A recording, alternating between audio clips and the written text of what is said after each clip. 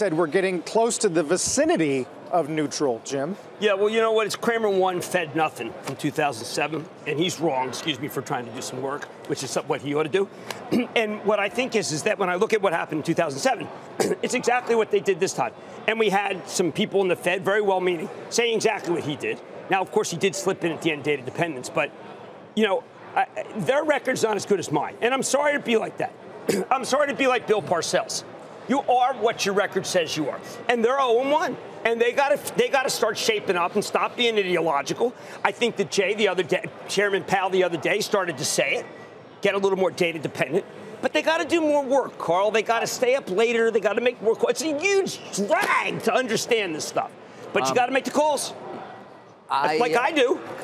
Sorry to be so arrogant. No, that's all right. And a couple of key thoughts. I mean, comparing to 07 in the sense of what was going on with the credit markets in 07 is not completely an apples-to-apples comparison. True. No, I'm just saying they're wrong now. Like they're wrong then. No, we're in a much better balance. I am going to tell you, listen, I've been sitting here listening to you for a couple of months now, 6 weeks at least, talk pretty negatively about what you see coming. And I will have to say that I'm starting to hear the same thing. You are, huh? Yeah. You know, business confidence, there's a question as to whether how much it's getting shaken because of the potential trade war. And oh my God. I'm starting to hear it more often. And I'm also hearing it from investors who, by the way, even if it doesn't end up necessarily being true, are pulling back and these things become self-reinforcing or even self-fulfilling. Right.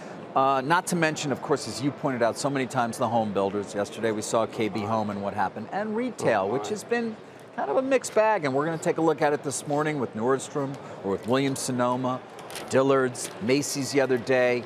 Jim, I got to tell you, I'm starting to agree with you. The 98,000 people work at JCPenney. What's going to happen to them? You got to find a home for them. Well, you got all the CEOs talking to you guys. Today it's the Journal, very dovish op-ed called "America is Not an Island," in which the page says the Fed needs to rethink a December hike. The president needs to think about his tariff war. He says, how lucky does he feel? He just suffered a bruising midterm election defeat with a strong economy. Yeah, are you feeling lucky? I mean, it's like a Dirty Harry situation. I mean, look, I'm a little shaken here by what's happening because it's happening faster than the Fed seems to realize. The Fed doesn't want to show, just like they did in 2007. I understand the credit markets. And it's global. Right. We got to point out the slowdown is occurring at a faster rate, and certainly foreign markets show that. I mean, take a look at the performance of emerging markets or just international markets overall versus our own. Yeah, and what this is, it's China. It is at the heart of it, even though, frankly, the consumer here has really not suffered very much as a result yet of the tariffs. But it is the perception of this going to continue for quite some time that seems to be shaking some decisions in terms of businesses and potentially, I guess, at the consumer level too. Well, you know, let's talk about what the vice chair said. He said there's really nothing in the markets that gives the signal. Well, that's wrong. Okay, it's the First Amendment. He has the right to be wrong, but he's wrong.